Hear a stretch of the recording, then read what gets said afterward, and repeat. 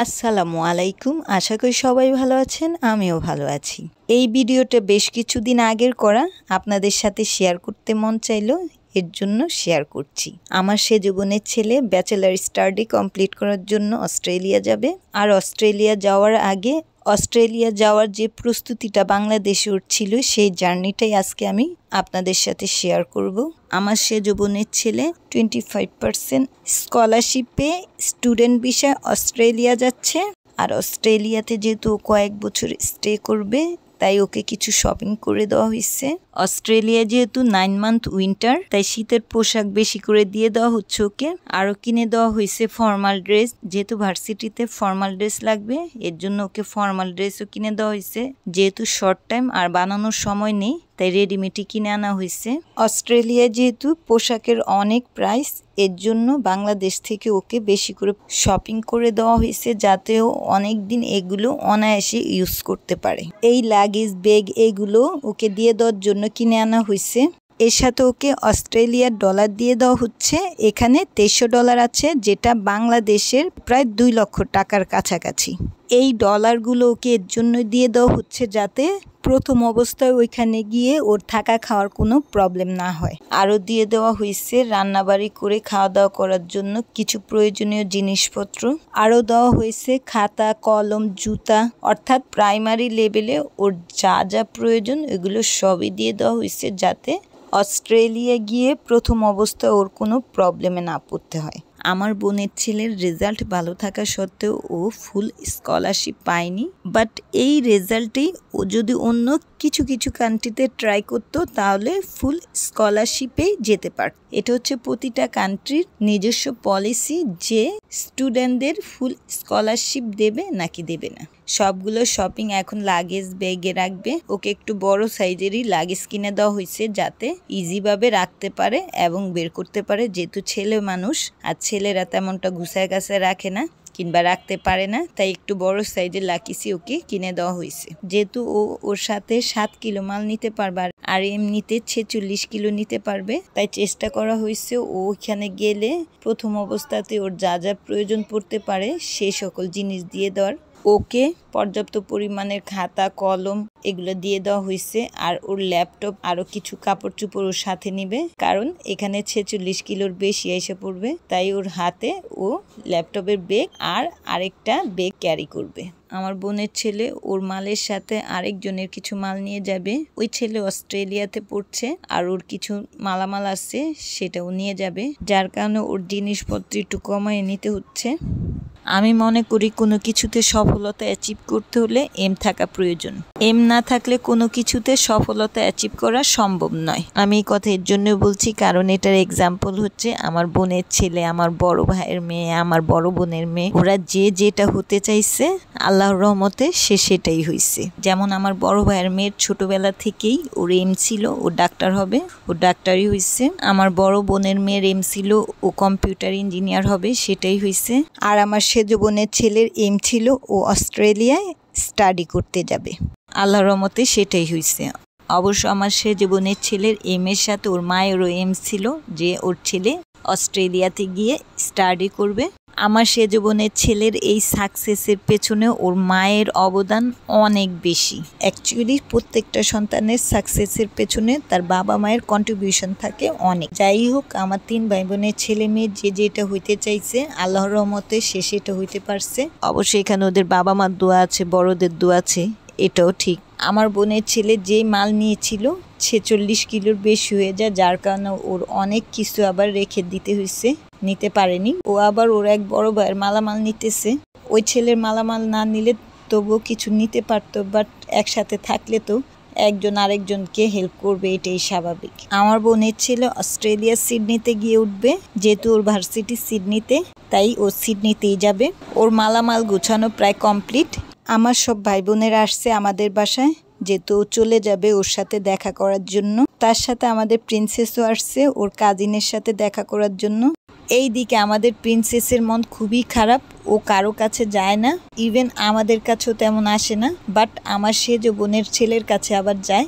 ও ছোট মানুষ হলেও বুঝতে পারছে যে ওর ভাই চলে যাচ্ছে। ওর ভাইয়ের কোলে গিয়ে ওর যে বসছে আর নামতেছেই না, আমরা যে এত টানাটানি করছি বাট ও আমাদের কাছে আসতেছেই না। ওর কাজিনের শরীরের সাথে এমনভাবে মিশে আছে বলার বাহিরে, মনে হয় যেন ওর কলিজা ছিঁড়ে যাচ্ছে, এমন একটা অবস্থা। মনটা ওর এতই খারাপ যে চুপচাপ বইসা রইছে, ও নড়েও না চড়েও না, শুধুমাত্র চোখ নাড়াচ্ছে আর আমাদের দেখছে। ওর নিজের ভাই এসে ওকে এত টানাটানি করছে, ওর কাছেও যাচ্ছে না, এতটাই ওর মন খারাপ। আমার সেজ বোনের ছেলে ওকে যে নামতে বলতেছে, সত্যি বলতেছে, তবুও সত্যেছেও না, নামতেছেও না। ও চুপচাপ ওর গায়ের সাথে ঘেঁষা বসে রয়েছে। ওকে সাজায় দিলে ও খুশি হয়, আমরা ওকে সাজায় দিচ্ছি, বাট ও কোনো রেসপন্সই করছে না। আজকে একেবারেই চুপ হয়ে রয়েছে, ওর মনটা এতটাই খারাপ। আমার বড় বোন আবার মিষ্টি নিয়ে আসছে।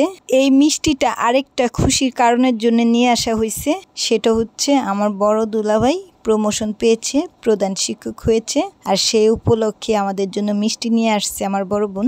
যাই হোক, আমার বোনের ছেলে চলে যাবে, তাই ওর ফুপু আসছে ওকে বিদায় দেওয়ার জন্য। যে তোর বড় চাচা উত্তরা থাকে, তাই ওইখান থেকে উনি এয়ারপোর্ট যাবে। আর এইখান থেকে আমরা তেমন কেউ যাব না, শুধুমাত্র ওর আব্বু আম্মু আর ওর ভাই যাবে, আর আমার বড় ভাই যাবে, আমি যাব, আর আমার বড় দুলাভাই যাবে। তবে আমার বড় দুলাভাই তার অফিস শেষ হলে ওইখান থেকে অমনে এয়ারপোর্ট চলে যাবে। এখান থেকে শুধু আমরা 3 ভাই বোন যাচ্ছি, আর ওর আব্বু যাচ্ছে, ওর ভাই যাচ্ছে, আর ও যাচ্ছে। ও আমাদের বাসা থেকেই বের হচ্ছে, যে তোরা দোতলায় থাকে আর ওইখান থেকে মালামাল নামাতে কষ্ট হবে, তাই আমাদের বাসাতে ওর মালামাল ছিল, এর জন্য আমাদের বাসা থেকেই বের হইল। ও এখন আমার ছোট ভাবি থেকে বিদায় নিল, এখন বাসা থেকে বের হচ্ছে। আমাদের এলাকা যেহেতু গাড়ি আসবে না, সরু রাস্তা, তাই ফার্স্টে রিক্সা দিয়ে মেন রোডে যেতে হবে, দেন ওইখান থেকে আমরা গাড়িতে করে যাব। ও অস্ট্রেলিয়ায় ফার্স্টে ওর যে ফ্রেন্ডের বাসায় গিয়ে উঠবে, এটা তার ঠিকানা।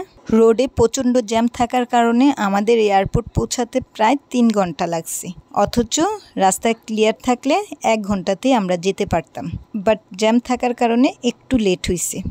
যদিও আমরা সময় মতোই পৌঁছাতে পেরেছি।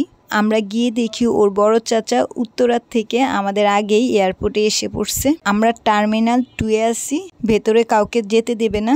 আগে ভেতরে ঢোকা যেত, বাট এখন আর ভেতরে ঢোকা যায় না, যার কারণে সবাই বাহির থেকেই বিদায় নিয়ে নিচ্ছি। এখন আমার থেকেও বিদায় নিচ্ছে, দেন ওর বড় চাচা বড় মামার থেকেও বিদায় নিয়েছে। এখন ভেতরে ঢোকার জন্য লাইনে দাঁড়াবে, ওর কাগজপত্র সব চেক করবে, দেন ওকে ভেতরে ঢোকাবে। আগে ভেতরে যাত্রী বাদে অন্যান্য লোকও ঢুকতে পারতো, বাট বর্তমানে শুধু যাত্রীরাই ঢুকতে পারে, অন্যান্য লোক ঢুকতে পারে না, যার কারণে ওর বাবা মা ও ভাই থেকে বিদায় নিয়ে নিচ্ছে। ওর মা তো অনেক কান্নাকাটি করতেছে, আর ও তো ওর মাকে সান্ত্বনা দিচ্ছে।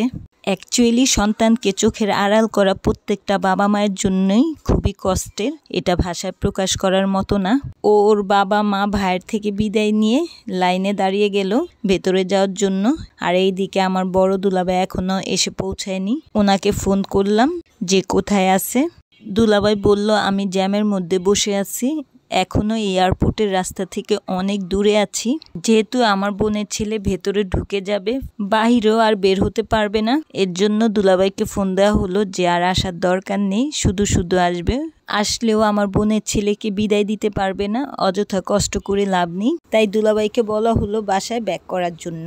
অ্যাকচুয়ালি দুলাভাই সময় মতো আসতে পারতো, বাট আমার বোনের ছেলে 2টা ওয়াচ কিনছে, একটা ওর বেগে রাখছিল, আরেকটা পরার জন্য আমাদের বাসায় রাখছিল, বাট মনে ছিল না ওটা পরে আসতে, আর ওইটাই নিয়ে আসার জন্য আমার বড় দুলাভাই আমাদের বাসায় গিয়েছে। ওর ওই ওয়াচটা নিচ্ছে, আর এটা নিয়ে এয়ারপোর্টে আসার সময় ওনার অনেক লেট হয়ে গেছে।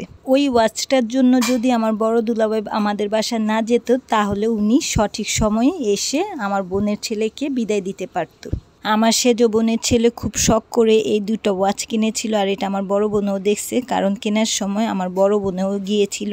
এর জন্যই আমার বড় বোন আমার বড় দুলাভাইকে বলছে যেহেতু অনেক শখ করে কিনছে, যাতে এটা নিয়ে যায়। আর ওইটা আনতে যেয়েই আমার বড় দুলাভাই লেট হয়ে গিয়েছিল, আবার রাস্তায় ছিল জ্যাম, যার কারণে লেট একটু বেশি হয়ে গিয়েছিল। জ্যাম না থাকলে সঠিক সময়ে যেতে পারত, বাট সেদিন অনেক জ্যাম ছিল, পুরোটা রাস্তায় জ্যাম ছিল। আমার বড় দুলাভাই যার কারণে ওর সাথে আর দেখাও করতে পারেনি, আর ওই ওয়াচটা তো দিতে পারেনি। পরে ওর ব্যাগের ভেতরে যে ওয়াচটা ছিল ওইটাই হাতে পরে নিছে। এখন আমার বোনের ছেলে ভেতরে ঢুকে যাচ্ছে, বেল্টোর মালগুলো দেবে। আমরা এই বাহির থেকে ওকে দেখতে পাচ্ছি, এখন আর ভেতরে যেতে পারবো না। আমার বোনের ছেলে ফ্লাইট হচ্ছে রাত 11:15 ওর বিমান টেক অফ করলে আমরা বাসায় ব্যাক করব।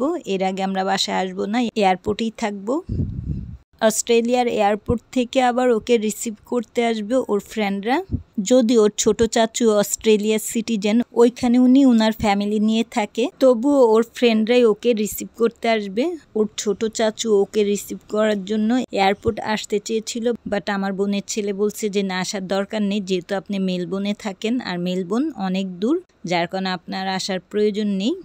আমি যেহেতু সিডনিতে যাব আর আমার ফ্রেন্ডরা সিডনিতেই থাকে, তাই ওরা আসলেই চলবে, আপনার কষ্ট করে আসা লাগবে না।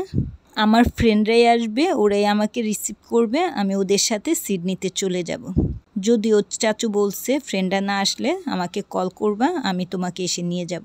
আরেকটা কথা বলে রাখি, সেটা হচ্ছে ওর চাচু অস্ট্রেলিয়ার সিটিজেন হলো, ও কিন্তু ওর চাচুর হেল্প নিয়ে অস্ট্রেলিয়া যায়নি, ও সম্পূর্ণ নিজের যোগ্যতায় অস্ট্রেলিয়া গিয়েছে। এইদিকে আমার বোনের ছেলেকে ভিতরে দিয়ে আমরা বাহিরে বসে আছি। আমরা তো বোরিং হয়ে যাচ্ছি, এত সময় বাইরে ওয়েট করতেছি ওর প্লেন কখন টেক অফ করবে সেটার জন্য। আমার সে যদুলাবাই আবার আমাদের চিপস, কফি, কেক এগুলো এনে দিল, এগুলো খাচ্ছি আর চারপাশের এনভায়রনমেন্ট দেখছি। এই তো আমার বোনের ছেলের অস্ট্রেলিয়া যাওয়ার আগে যে জার্নিটা ছিল সেটাই আপনাদের সাথে শেয়ার করলাম। সবাই আমাদের জন্য দোয়া করবেন আর আমার সেজ বোনের ছেলের জন্য দোয়া করবেন, ও যাতে অস্ট্রেলিয়ায় ভালোভাবে স্টাডি করতে পারে, ওর বাবা মার মনের আশা পূরণ করতে পারে, ওর মনের আশা পূরণ করতে পারে। আজ এই পর্যন্তই। আর ভালো লাগলে আমাকে লাইক, শেয়ার, কমেন্টস এবং সাবস্ক্রাইব করে আমার সঙ্গে থাকবেন এবং পাশের বেল আইকনটা অন করে দেবেন। আর নতুন নতুন ভিডিও দেখার জন্য চোখ রাখবেন আমার চ্যানেলে। ধন্যবাদ সবাইকে। আল্লাহ হাফিজ।